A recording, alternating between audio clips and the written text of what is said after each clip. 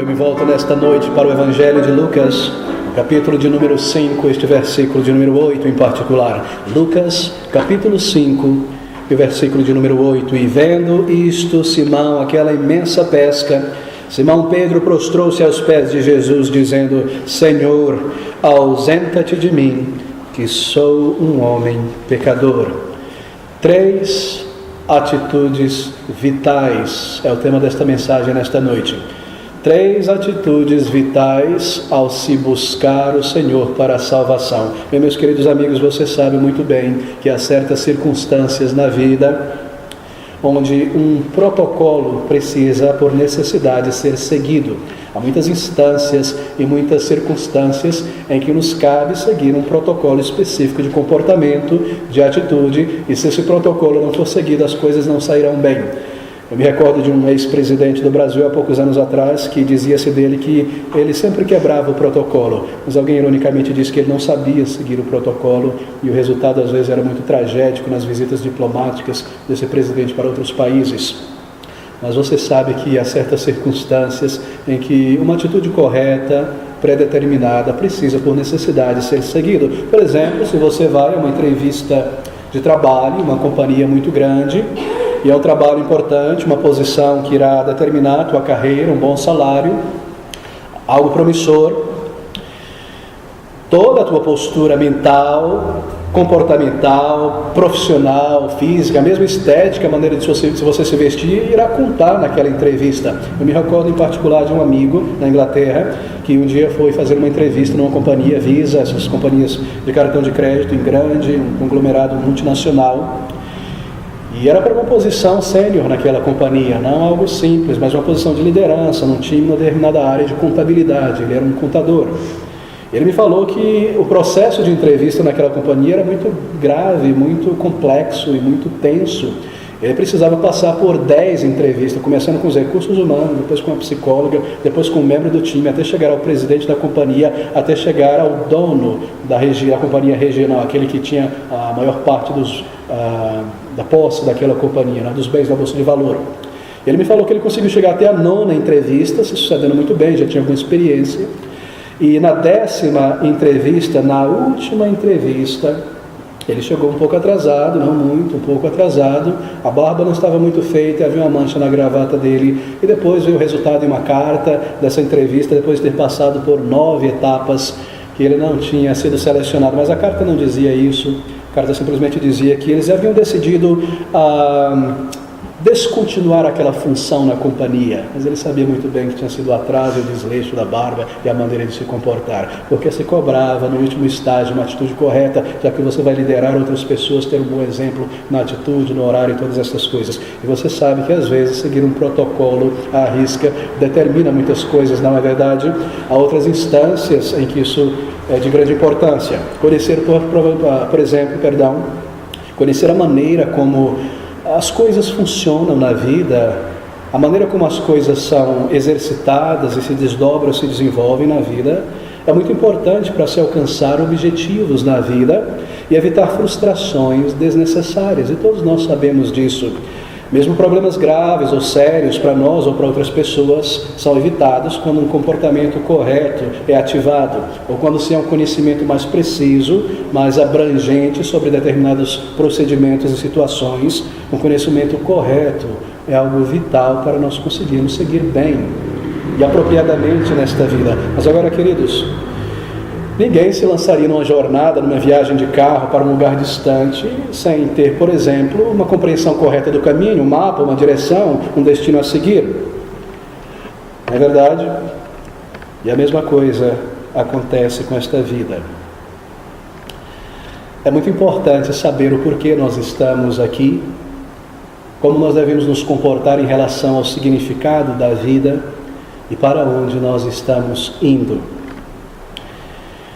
Ninguém entra na vida já possuindo esse conhecimento ou sabendo a atitude correta, mas uma compreensão correta do que é a vida e do que significa ser humano, estar aqui e qual é o destino final de nossa vida é de vital, suma importância para nós entendermos o porquê nós estamos aqui de fato. Isso determinará o destino eterno de nossas almas.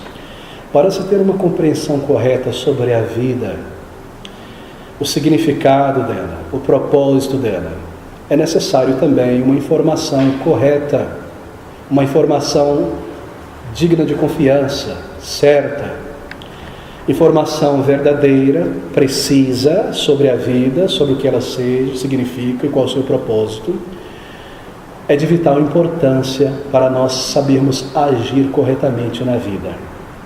Ninguém, como eu disse, com bom senso, se lançaria em uma jornada, uma viagem de 2, 3 mil quilômetros, simplesmente sem saber o local exato para onde a pessoa está indo, uma direção correta, ter um mapa, pesquisar os percalços nos caminhos, os pedágios, as dificuldades. Há uma balsa a se usar, um cruzamento, uma ponte, o meu carro consegue seguir, eu vou precisar de ajuda. Ninguém se lançaria em uma jornada muito distante, custosa, sem se preparar, não é verdade? É necessário informação. É necessária informação certa, concreta, sobre uma realidade diante de nós.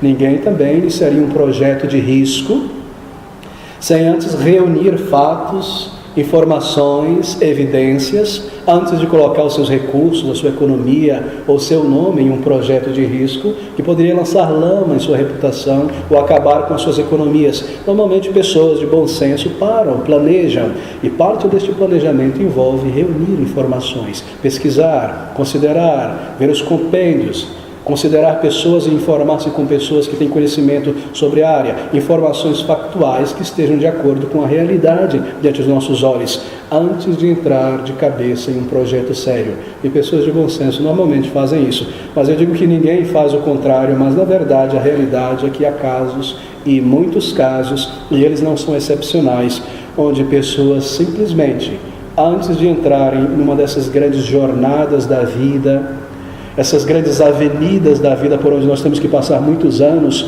como um casamento, ou uma profissão, um lugar onde morar, um lugar, algo a se estudar, algo que irá tomar muitas fatias da nossa pequena jornada aqui na Terra, que fizeram isso sem considerar, sem pensar, sem reunir informações, ou que tomaram decisões importantes baseado em meias verdades, ou baseados em meras intuições, gostos, suposições, sem um fundamento concreto, sem um fundamento verídico, palpável, simplesmente baseado num desejo, na imaginação. E o resultado muitas vezes tem sido grandes e imensas decepções e tragédias e muitas tristezas.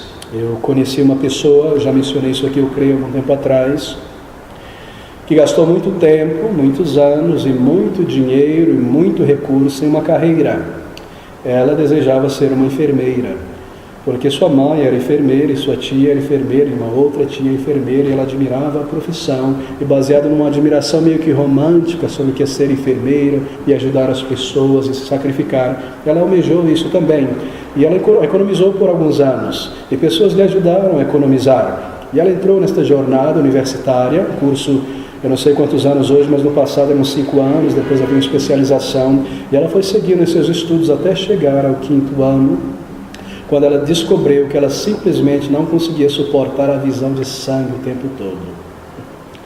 E depois de tanto esforço e tantos recursos, ela precisou parar e percebeu que ela tinha apenas um romantismo a respeito daquela profissão e que ela não conseguiria encarar aquelas altas horas de um plantão para outro e aturando paciente difícil, todo aquele esforço que o enfermeiro precisa por necessidade colocar para fora para se sacrificar numa profissão tão nobre. E foi trágico porque muito recurso foi desperdiçado e ela não conseguiu retomar aquilo de volta. Um passo mau a ser dado, porque não considerou, porque não conversou com outra pessoa e pediu opinião, porque não buscou auxílio e direção, e reuniu informação e fez algum teste. Eu não estou criticando ela, mas queridos, algo muito mais trágico do que o exemplo que eu acabei de mencionar. Algo muito mais trágico do que qualquer perda ou dificuldade, seja numa família, no lar, no casamento, numa sociedade profissional, na empresa ou em qualquer outra instância, que é possuir uma concepção errada sobre si mesmo, sobre quem eu sou, sobre o que é ser humano. O que é o ser humano? Quem é você? Quem sou eu como pessoa? Qual o propósito da minha vida humana neste mundo? Por que eu estou aqui? O que é ser humano? Bem, possuir uma concepção equivocada sobre o que é ser humano traz resultados trágicos. E também possuir uma concepção errada, não fundada, sobre quem é Deus. Quem é Deus?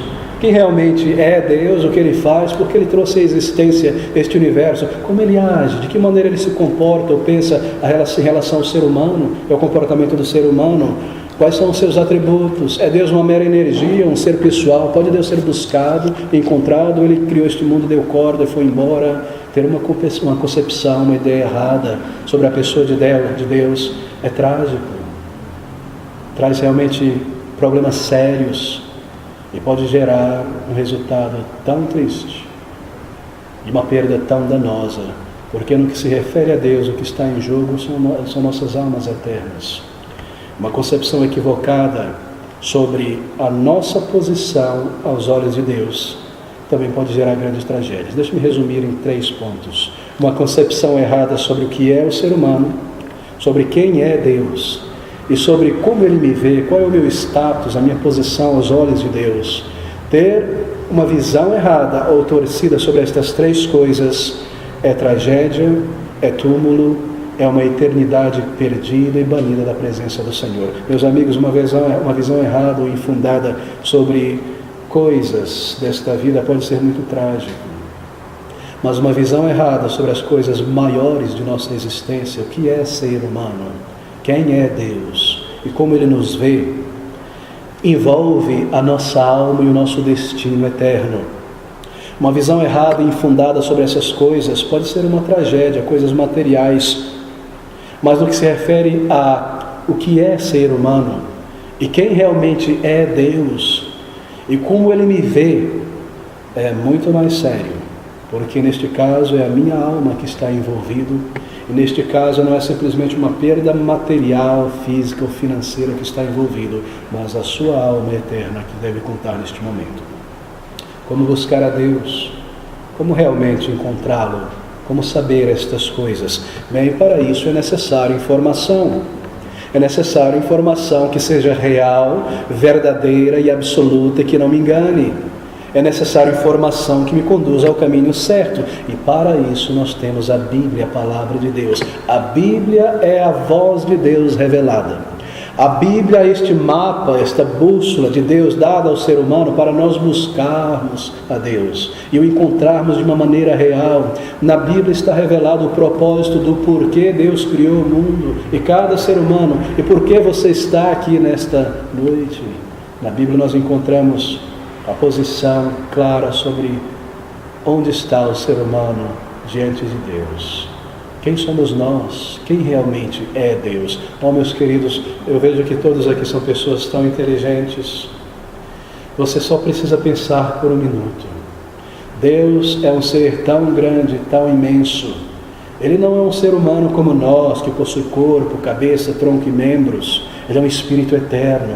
Deus é eterno, sem começo e sem fim. Isso é algo tão difícil às vezes para nós encompassarmos, não é? Porque nós estamos presos no tempo e no espaço. Nós vivemos dentro dessa moldura chamada tempo e espaço. Deus está fora dela. Deus é imenso, é glorioso, conhece todas as coisas. Como poderiam pessoas como nós, tão pequenas, com mentes embora grandiosas, mas tão reduzidas em nossa capacidade, conhecer a Deus por nós mesmos? E alcançar um conhecimento real e completo sobre a pessoa de Deus. Seria impossível para nós, não é verdade? Assim coube a Deus revelar a si mesmo ao ser humano. E se Deus não tivesse se revelado, nós jamais o conheceríamos. Nós jamais saberíamos quem é. Deus não nos deixou ao bel prazer da imaginação humana, dos filósofos, dos teólogos, para descrever quem é Deus e qual é o caminho para Deus. Ele mesmo falou. Ele mesmo se revelou no mundo. E a Bíblia é um registro da revelação de Deus, um registro racional, completo, real, a pessoas racionais como nós, que Ele criou. E pela Bíblia nós podemos buscar a Deus e conhecê-lo. Bem, há 3 atitudes vitais, então, ao se buscar a Deus, ao se aproximar de Deus. E a primeira atitude correta é essa: ter uma concepção que seja verdadeira, sólida, real sobre o ser humano. O que é o ser humano? Se eu lhe perguntasse nesta noite qual é a tua opinião sobre o ser humano, o que é ser humano, como você responderia? O que é o ser humano, na tua opinião?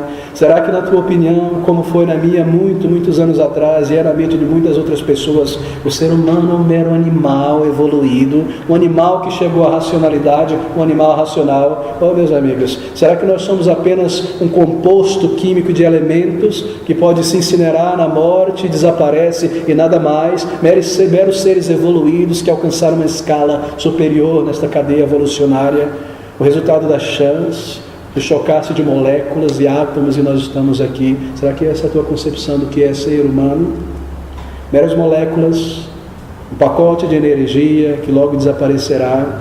O fato é que nós somos pessoas de imenso significado, porque diferente do reino animal, e nós não estamos naquele reino porque não somos animais, diferente do reino animal, nós possuímos almas eternas e um potencial para nos comunicar com Deus, e um potencial para buscá-lo e para adorá-lo. Nós possuímos em nós a imagem e semelhança de nosso Deus. Não quer dizer que nós somos um retrato de Deus, que Ele possui cabeça e braços e pernas, mas que esses elementos morais que há dentro de nós, e essa capacidade de discernir entre o bem e o mal, e a capacidade de raciocinar e pensar e sondar as coisas, representa algo de nosso Criador que trouxe à existência todas as coisas. Nós possuímos uma alma eterna dentro de nós e o potencial para buscar a Deus. Nós estamos tão acima do reino animal. Nós não somos animais racionais. E ter em baixa estima a condição de ser humano é o maior de todos os erros de juízo. E se nós começamos errado nesta jornada, com uma concepção errada do que é ser humano, então nós teremos grandes dificuldades ao longo desta vida. Se as pessoas pensam que nós viemos de macacos, não é de se surpreender que as pessoas se comportem como macacos, não é verdade? Mas se nós sabemos que há um Deus, e que há um Criador, e que Ele possui leis morais, e que Ele escreveu essas leis dentro de nós, e que nós devemos um dia prestar contas a Ele, tudo isso muda as coisas, e as coisas se tornam tão diferentes. Diferente dos animais, nós temos o poder da razão, e a capacidade de comunicação de uma maneira tão mais refinada, a capacidade de escrever, e de escrever coisas tão maravilhosas, com significados duplos, triplos, e a capacidade de amar de uma maneira tão muito mais refinadas, que os animais, na verdade, sim, eles possuem certos instintos, baseados numa necessidade física, por alimento, por proteção, mas quão muito além nós estamos do reino animal.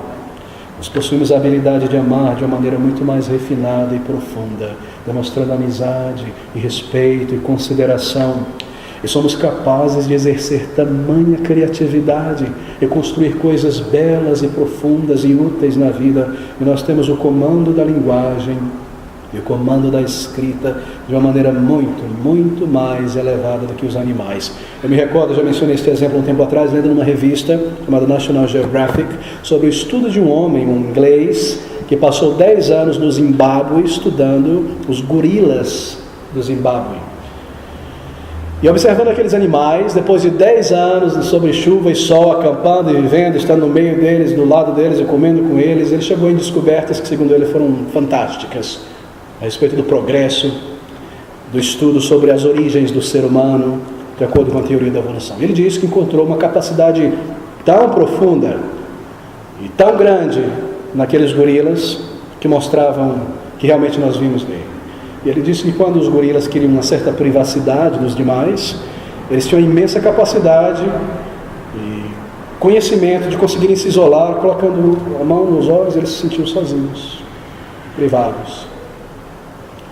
Mas o que é isso, né? Comparado com a capacidade humana da linguagem, e de se disfarçar, e de dizer outras coisas, e de comunicar com clareza e profundidade? Que comparação tão vulgar! Nós somos colocados na escala de animais irracionais. Oh, meus amigos, nós não somos meros animais elevados. Nós possuímos um instinto para a eternidade. Dentro de cada um de nós aqui nesta noite, há um instinto de que esta vida não é o final, e que esta vida não é o ponto final, e que há algo para além do aqui e do agora, e que há uma vida para além do túmulo, seja na presença de Deus ou banido da presença dele. E nós somos seres altamente privilegiados e temos responsabilidades que acompanham os nossos privilégios. Bem, nós estamos a 1000 quilômetros acima do reino animal, e é imperativo nós conhecermos isso e lançarmos fora toda a ideia de nossas mentes que seja trivial e indigna a respeito do que é ser humano. E essa é a primeira atitude vital quando você busca Deus. Reconhecer que você foi criado por Ele, a imagem e semelhança de teu Deus, e que há dentro de você uma alma eterna e o potencial para buscar a Deus e conhecê-lo pelo meio que Ele se revelou.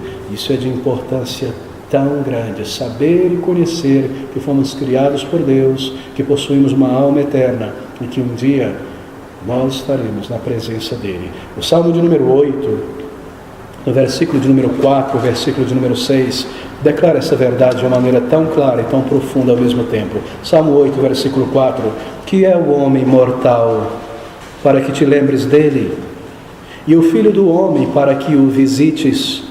Pois pouco menor o fizeste que os anjos, e de glória e de honra o coroaste. Fazes com que ele tenha domínio sobre as obras das tuas mãos, tudo puseste debaixo de seus pés. Você foi criado por Deus. Você foi criado para glorificar a Deus.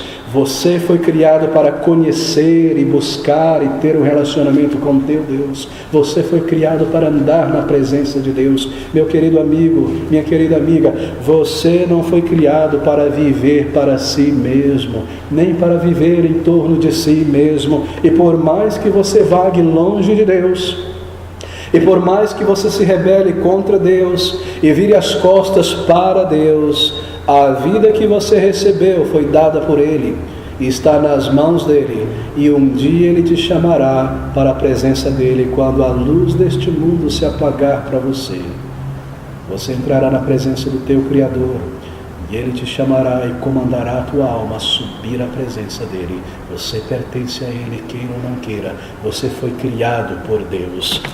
E é vital que você comece compreendendo isso nesta noite. Se você está realmente buscando a Deus, e lance fora todo o ensino que reduz o ser humano a um mero animal racional. A primeira informação verdadeira, a primeira informação válida, a primeira informação apropriada para vir e entrar na vida é que você não pertence a si mesmo. É que você foi criado por Deus. Você não surgiu do nada ou do acaso, e a vida não é uma jornada sem propósito e sem destino. Você está em uma jornada para a presença do teu Criador, e esta vida é como um período probatório, para se preparar, para buscá-lo, para ter os teus pecados perdoados, e estar pronto para entrar na presença do Senhor. Mas há uma segunda informação vital nessa questão sobre o ser humano, porque nós não podemos parar por aqui. Nós aprendemos quem nós somos, criados por Deus, mas nós aprendemos algo mais da palavra de Deus, que é a fonte de informação sobre quem é o ser humano e sobre o estado do ser humano. Nós aprendemos na Bíblia qual é a realidade, a condição de todo ser humano, e a Bíblia ela não brinca com as pessoas. A Bíblia não cisca em volta, não arreda, não vem com meias palavras. A Bíblia é tão direta, e a Bíblia informa, e essa é a realidade de todo homem e mulher que nasce neste mundo, que o ser humano se afastou de Deus, e que nós entramos neste mundo como pecadores. Somos homens e mulheres rebeldes, longe, distante, nós vivemos de Deus, separados de nosso Criador por causa de nossos pecados, porque Deus é santo, é justo. Nós não podemos habitar na presença dEle por causa de nossos pecados, e a nossa vida é uma vida vagando longe de Deus, distante de Deus, e a consequência dos nossos pecados nós vemos em toda parte, não é? Miséria, calamidade, e assassinatos e todo tipo de coisa horrível e tenebrosa, perdidos, condenados por Deus, que deve nos levar a prestar contas um dia por nossas transgressões, vagando nesta vida, sem propósito real, porque nós não conhecemos a Deus de fato, ainda embora Ele nos vê e nos conhece.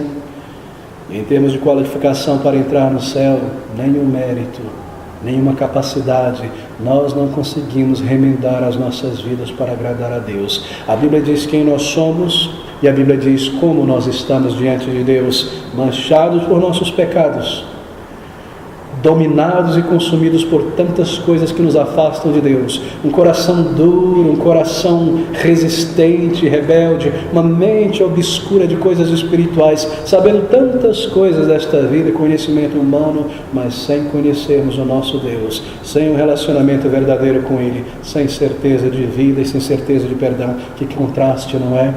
Criados com a faculdade da alma, faculdades tão tremendas e ao mesmo tempo tão distante de nosso Deus. E esse texto que nós lemos nesta noite aqui no Evangelho de Lucas, esse capítulo de número 5, é uma ilustração tão gráfica e tão precisa de um segundo ponto de imensa importância. Abra comigo mais uma vez o nosso texto inicial em Lucas, no capítulo 5. Aqui nós temos um dos primeiros milagres do Senhor Jesus Cristo. Eu devo correr que o nosso tempo está muito curto. O Senhor Jesus Cristo não é o primeiro milagre, mas um dos primeiros milagres. Ele está pregando na beira do largo de Genezaré. E uma imensa multidão começa a pressionar o Senhor Jesus contra a água, vindo em direção dele, para ouvi-lo, para chegar mais próximo. E ele vê um barco ali parado próximo, talvez ancorado junto à margem.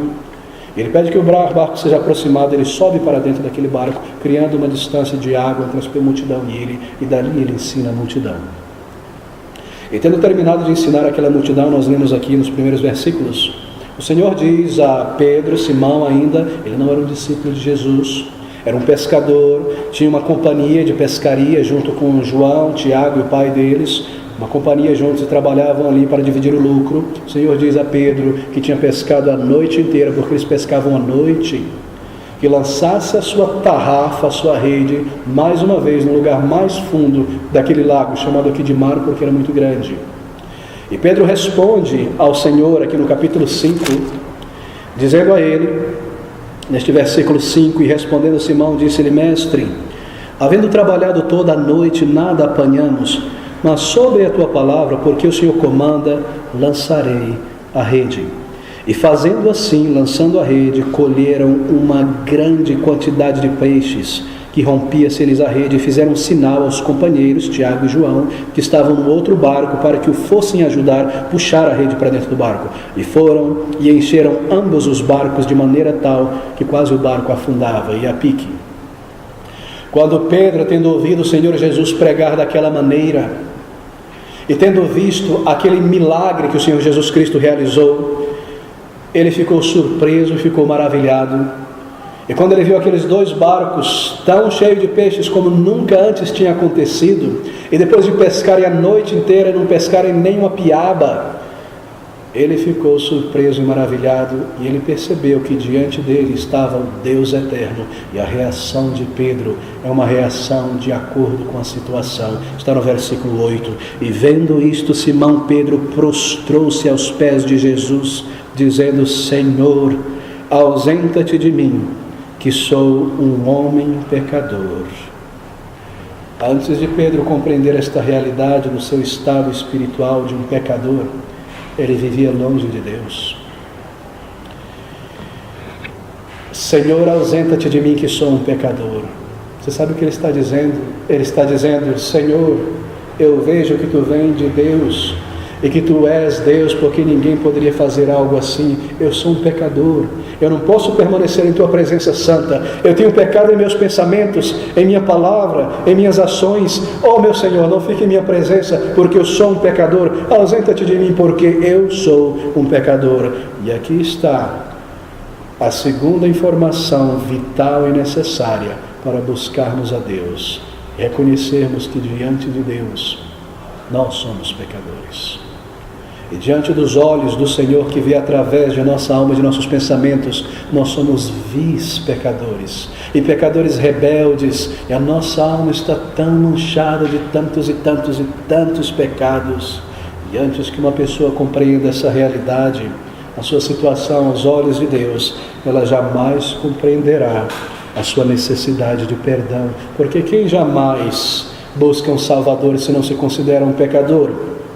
Ninguém busca um tratamento médico antes de reconhecer a sua enfermidade. Quem jamais virá ao Senhor Jesus Cristo como um Salvador, se eu não entendo que eu sou um pecador que preciso de um Salvador? Ninguém pede por socorro antes de ver a sua necessidade. Enquanto nós imaginamos que tudo está bem em nossa vida, e que tudo está bem entre nós e Deus, simplesmente porque Ele não nos puniu naquele pecado imediatamente, ou naquele outro pecado Ele não nos levou para prestar contas imediatamente, mas que Ele está esperando aquele dia e dando oportunidade agora, porque Ele não nos puniu imediatamente.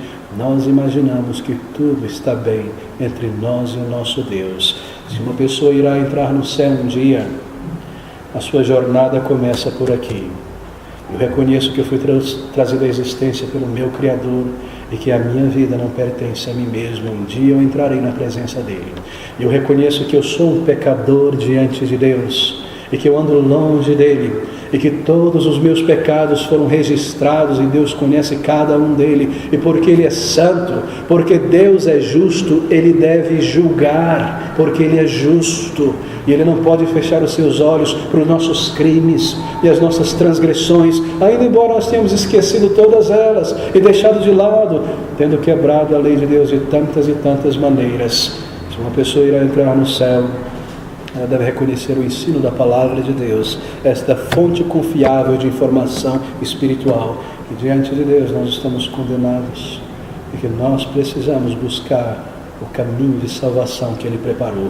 Você já se perguntou sobre isso? Você já parou e considerou estas questões? Você já olhou para dentro de si mesmo um dia e encarou de verdade, com honestidade, a condição do teu coração diante de Deus? Essa foi a conclusão de Pedro. Quando Cristo mostrou o seu poder e a sua divindade, isto é, a sua santidade, Pedro reconheceu que Deus o conhecia. Meus queridos, Pedro era um pescador profissional. Ele sabia muito bem onde estavam os peixes. Ele não era pescador de pesca e pague, como nós. Ele sabia muito bem onde estavam os cardumes de peixe. Se ele havia tentado muitas vezes, ele sabia que não havia peixe ali naquele momento. E quando ele viu o Senhor controlando esses peixes e levando ao lugar certo em uma quantidade tão incrível para serem pescados, que o Senhor sabia muito bem que era ali no alto do mar, no meio do lago, que eles estariam, ele entendeu que Ele conhecia todas as coisas. E entendendo que Jesus conhecia todas as coisas porque Ele é o Criador, ele entendeu de repente que Ele também conhecia sobre a sua vida e sobre os seus pecados e sobre tudo aquilo que ele tinha feito. E baseado nesse senso de pecaminosidade, ele se prostra diante do Senhor. Em outras palavras, ele diz: Senhor, eu sou um pecador. Para muitos de nós, este senso de pecaminosidade vem quando nós percebemos pela primeira vez a realidade do nosso caráter. Muitas vezes nós seguimos pela vida construindo em nossa mente uma figura imaginária de quem nós somos. Mas quando nós somos provados em nossa moralidade, então realmente um espelho é colocado diante de nós e nós vemos quão pecadores nós somos. E esse é o ponto inicial para nós buscarmos o Senhor. E é ali que os nossos olhos são abertos e você descobre que todo o tempo Deus te viu. E todo o tempo Ele te conheceu. Quando você descobre quanto orgulho e quanta mentira e quanta malícia há dentro de nós, a nossa capacidade de sermos tão mesquinhos e egocêntricos é surpreendente. E a vileza de nossos pensamentos e de nossos corações, quando a ficha cai pela primeira vez e nós somos confrontados com a realidade que nos faz ver quem realmente nós somos e a que ponto de vileza nós conseguimos chegar com o nosso temperamento, então se torna claro diante de nós quem nós realmente somos. E ali deve ser o início do nosso arrependimento. E ali deve ser o início de nossa busca por perdão, por salvação. Eu era um adolescente de 17 anos, quando os meus olhos foram abertos pela primeira vez, mais de 20 anos atrás. Eu pensava que porque eu ia a uma igreja, eu era uma pessoa reta, assim por dizer, aos olhos de Deus. Por ir à igreja e cantar e envolver com as coisas da igreja, eu sentia que de alguma maneira Deus estava feliz comigo e se agradava comigo.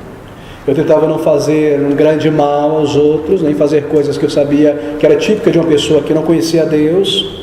Mas eu pensava, na minha ignorância, que eu não tinha pecados graves, até um dia que eu li na palavra de Deus, ali em 1 João capítulo 3, versículo 9, onde a palavra de Deus diz assim: aquele que é nascido de Deus não vive na prática do pecado. E aquilo veio para mim como um choque tão grande, porque eu sabia que em meus pensamentos e em meu coração eu vivia na prática do pecado. E a vida de um ser humano é um dia após o outro, e um dia após o outro, e na semana anterior eu tinha vivido nos mesmos pecados. Dentro de mim havia malícia e imoralidade, em meu coração havia ira e inveja, havia vaidade, havia orgulho, e havia todo tipo de cinismo e de ironia e de desejos maus. Eu vivia em pecado diante de Deus. Eu simplesmente achava que não era um pecador, porque eu nunca tinha tirado a vida de alguém, ou roubado um banco, ou participado de alguma coisa horrível aos olhos da sociedade. E essa é a primeira atitude ao se buscar a Deus. Eu sou este o pecador que a Bíblia descreve. Sou eu, Senhor. A minha mente não é tão limpa e tão maravilhosa quanto eu imagino. A minha história, o meu passado não é sem mancha, é poluído.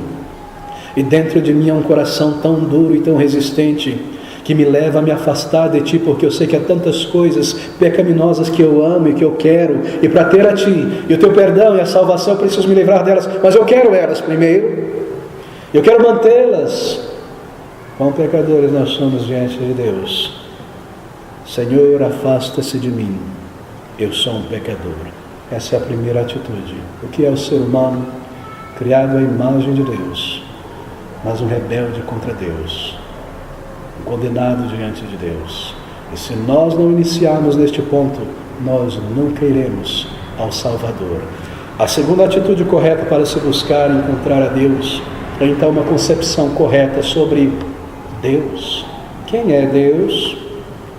O que é Deus? O que você responderia nesta noite? Qual é a tua opinião sobre Deus? Eu tenho certeza que você já pensou a respeito disso e chegou às suas conclusões e pintou uma figura do Deus que você crê e com quem você se relaciona. Será que Deus para você é um ser distante? Alguém que criou este mundo, deu corda nos mecanismos, nas leis e foi embora cuidar da sua vida e deixou o mundo aqui nesse caos? Será que é assim que você pensa a respeito de Deus? Será que Deus é uma energia abstrata que você não pode conhecer, nem se relacionar? O que você pensa sobre Deus nesta noite? Há religiões onde Deus é um ser irado, borbulhando em ira, que deve ser aplacado com sacrifícios, com flagelamento, com todo tipo de coisa.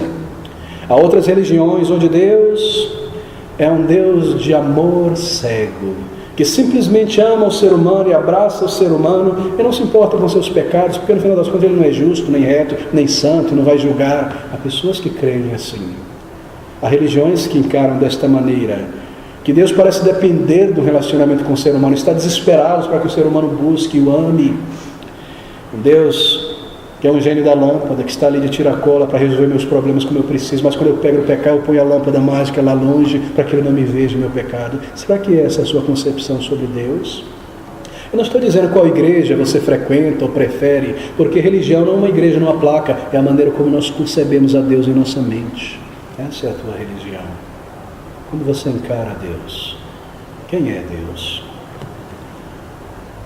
Será que Deus está ali apenas para encher a minha bola e massagear o meu ego quando eu não estou bem? E Ele só está real quando eu preciso? Será que esse é o teu Deus?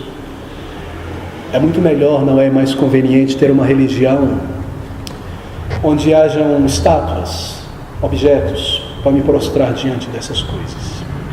Porque quando eu não quero que esse Deus se intrometa na minha vida, eu deixo ele guardado ali naquela caixinha, fecho as portas. Mais fácil, não é?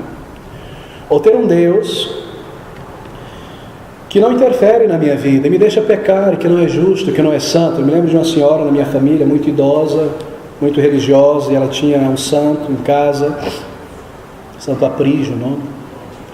E esse santo, ela rezava muito para ele, orava muito, e fazia de tudo, e pintava quando estava desbotando, mas quando ela ficava muito brava com o santo, ela pendurava ele de cabeça para baixo, que estava desobediente. É muito bom ter um Deus, um santo assim, que eu possa controlar, não é verdade? e que possa não interferir em minha vida, não põe o dedo sobre o meu pecado, não me condene um dia. E nós construímos os nossos ídolos. Quem é Deus em tua mente? O gênio da lâmpada? Alguém que tem um coração imenso e que não se importa com o meu pecado e que não é santo no final das contas? Será que é o seu Deus que você tem na mente? Que diferente do Deus da Bíblia. Deus eterno, real, embora invisível aos olhos humanos.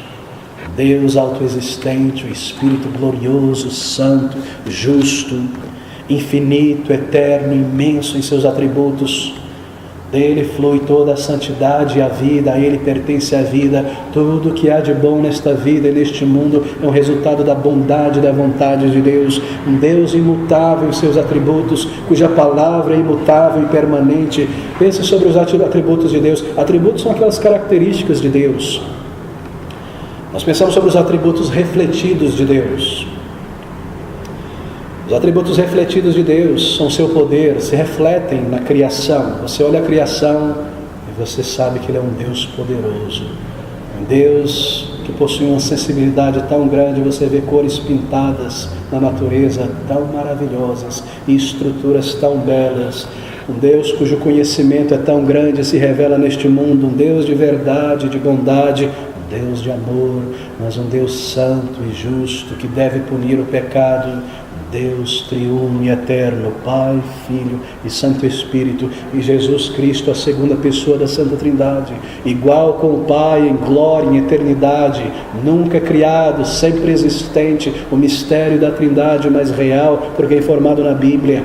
Desceu do seu trono um dia, veio a este mundo, se tornou um de nós, mas sem pecados, para morrer uma morte de dor e agonia, para carregar o peso de nossa punição e de nossa rebelião, se nós o buscamos, se nós nos voltamos a Ele, se nós o temos como Salvador, reconhecendo o nosso pecado diante dEle, Jesus Cristo Salvador. Meus queridos, este é o milagre de Cristo Jesus, mostra a divindade do Salvador. Pedro aprendeu algo sobre Ele que mudaria sua atitude para sempre, que Jesus é Deus e que Deus é santo. Aparta-te de mim, Senhor, que sou um pecador.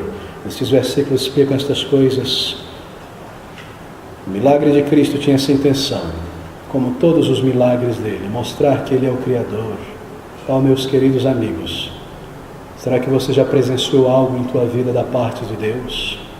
Uma intervenção de Deus em tua vida de alguma maneira? Uma cura? Uma resposta de uma oração emergente? Realmente Ele é poderoso, mas sabe por que Ele interfere dessa maneira positiva? Para mostrar que Ele é real, e que Ele é Deus, e que Ele é santo, e que eu sou um pecador necessitado, e que eu preciso da ajuda e do auxílio dEle, que Ele está me chamando a vir a Ele como um pecador arrependido, para clamar por vida e por perdão e por salvação. Esse é o ponto inicial. Quem sou eu? Criado à imagem e semelhança de Deus, como a alma eterna. Um dia eu estarei na presença de Deus. Qual é o meu estado? Eu sou um pecador. Eu tenho tomado a minha vida em minhas mãos para gastar comigo mesmo. Eu tenho vagado longe de Deus. Quem é Ele? Ele é o Deus que se revela, um Deus pessoal, um Deus santo, um Deus que está pronto a perdoar o pecador. E eu preciso buscar enquanto eu estou aqui. Senhor, afasta-te de mim, que sou um pecador. O que Pedro quis dizer? Senhor, volta nadando, volta andando pelas águas, não fica aqui na minha presença. Não, não é isso. Isso é um sentimento de indignidade pessoal, um sentimento de eu não consigo permanecer na presença dEle. É como a luz, não é? Quando ela vem tão forte aos nossos olhos, nós não conseguimos olhar. E se você não agir desta maneira nesta vida, e vir diante do Senhor e dizer: Senhor, eu sou indigno, eu sou um pecador, um dia você será banido da presença dEle, que é luz e santidade e justiça. Vem agora enquanto você pode, e se humilhe diante dEle e diz: Senhor, eu não mereço salvação, eu sou um pecador, mas eu te peço por perdão e por salvação, e eu te entrego a minha vida mesmo hoje. Toma em tuas mãos e me lava de todo o pecado, e põe vida dentro da minha alma, e um relacionamento contigo e a certeza de perdão. Esse é o significado dessas palavras. É exatamente isso que irá acontecer com Pedro, e nós sabemos que isso aconteceu com ele. Senhor, afasta-te de mim, que sou um pecador. Mas, queridos, Essa não é uma conclusão fria ou intelectual. Eu sei que eu sou um pecador, eu não sou perfeito, eu não sou tão bom quanto eu deveria, eu não sou perfeito, por isso eu faço isso, por isso eu explodo, por isso eu traio, por isso e aquilo. Oh, meus amigos, essa não é a verdade da palavra de Deus. Essa não é informação verídica, é exatamente o contrário. Não é porque nós somos imperfeitos que nós pecamos, é exatamente o contrário. É porque nós somos pecadores que o que nós fazemos é imperfeito. E os nossos pensamentos, e as nossas atitudes. Sabe o que significa a palavra pecado na Bíblia? Se resume a isso: errar o alvo. Esse é o significado da palavra grega pecado. Errar o alvo. Deus te criou para viver na presença dEle. E nós temos errado o alvo, vivendo longe dEle, porque nós somos pecadores. É por isso que nós fazemos tantas coisas imperfeitas. E é por isso de nosso comportamento, de nosso ego e de nossa vaidade, esse temperamento explosivo, incontrolável, essa ira, essa vaidade, essa sensualidade, tudo de errado que há dentro de nós. É porque nós somos pecadores, não porque nós somos imperfeitos. E é exatamente por isso que o Salvador veio a este mundo, para buscar e resgatar pecadores. Deixe-me concluir aqui nesta noite. Uma postura correta, uma atitude correta, uma concepção correta sobre o que é o ser humano. Somos criados por Deus. E somos pecadores porque nos rebelamos contra Deus. Ele é santo, Ele é real, Ele nos vê. Um dia nós entraremos na presença dEle. E a terceira atitude correta para buscar e encontrar a Deus é uma concepção correta sobre este meio, o caminho certo, verdadeiro, válido, legal de se chegar a Deus. Como pecadores podem ser aceitos diante de Deus? Como você responderia essa terceira pergunta? Como você será aceito, ou pode ser aceito diante de Deus? Será que a tua resposta tem sido como a de muitas pessoas? Bem, se eu fizer o melhor, se eu tentar me comportar, se eu não pôr meu nariz na vida de ninguém, e não perturbar ninguém, e pagar os meus impostos, e cuidar da minha vida, Deus vai se alegrar comigo. Eu não preciso ser uma pessoa perfeita, eu não exijo da minha filha que seja perfeita, nem do meu filho, eu faço o meu melhor. Será que essa seria a sua resposta?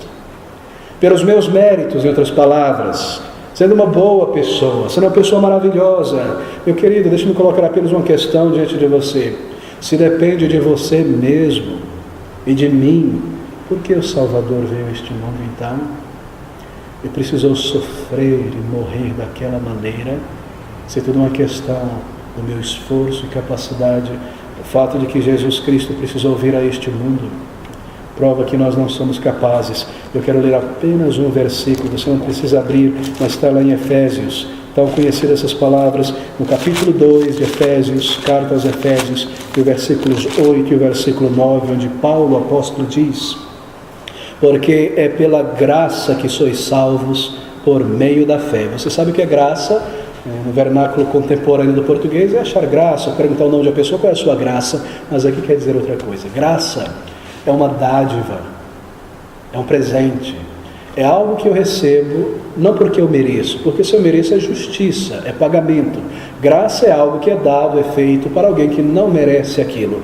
E Paulo está dizendo que você, eu, uma pessoa é salva pela graça, porque é pela graça que sois salvos por meio da fé. E isto, essa salvação que é pela fé, ela não vem de nós mesmos, não vem do nosso esforço, é um dom de Deus. Ouça agora o versículo 10, versículo 9: não vem a salvação das obras para que ninguém se glorie. Você percebe? Porque se fosse o resultado do meu mérito, religiosidade, ser um bom filho, um bom pai, um bom esposo, um bom religioso, seria o meu mérito, e eu me gloriaria na presença de meu Criador. Não vem das obras para que ninguém se glorie. Mas aqui diz que é pela fé, pastor, realmente é, mas a fé também não é mérito.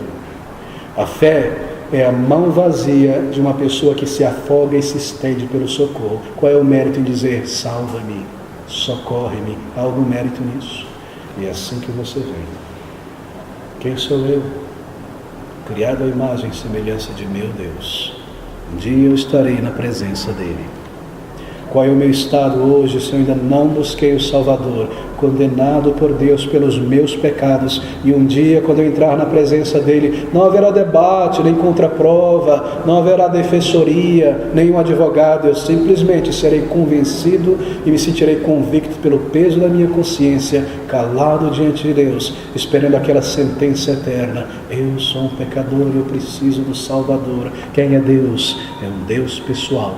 É um Deus que veio a este mundo na pessoa de Jesus Cristo para buscar e salvar um pecador que não consegue se remendar a ponto de agradar a Deus. Ele veio para buscar, ele entregou a sua vida na cruz do Calvário, uma vida perfeita no lugar de pessoas pecadores, representando homens e mulheres diante de Deus, vivendo a lei de Deus para ser o representante deles, uma morte sacrificial para pagar e sofrer a punição no lugar deles. Se você simplesmente o buscar e abaixar a crista do orgulho e dizer: Senhor, eu sou um pecador, eu preciso ser salvo, eu preciso de perdão e de vida eterna. Se você simplesmente vir diante dele com uma oração sincera e uma entrega completa, ele te salvará. Ele não requererá nada mais de você. E ele te dará poder e capacidade para vencer os teus pecados e deixar para trás tudo aquilo que te afasta dele.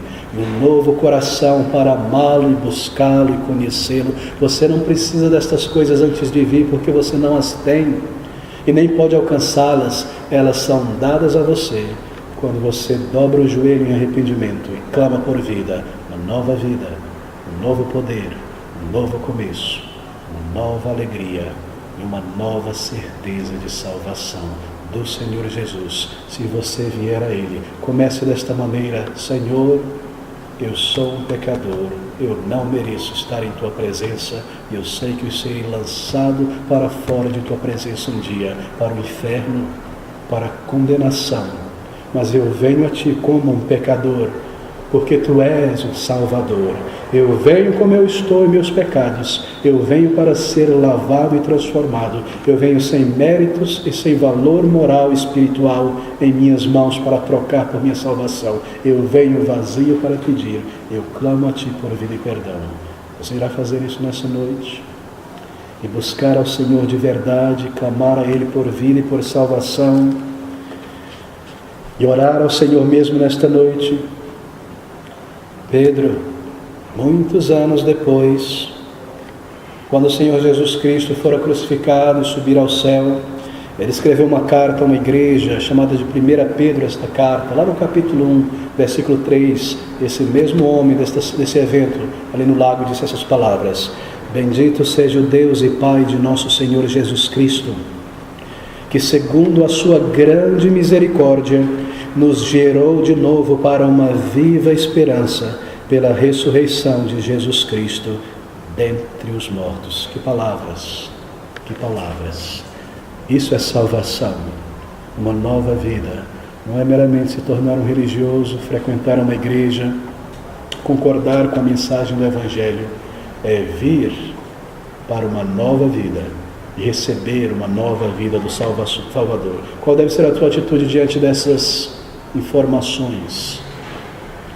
Quanto tempo você tem nesta jornada até chegar à presença de Deus?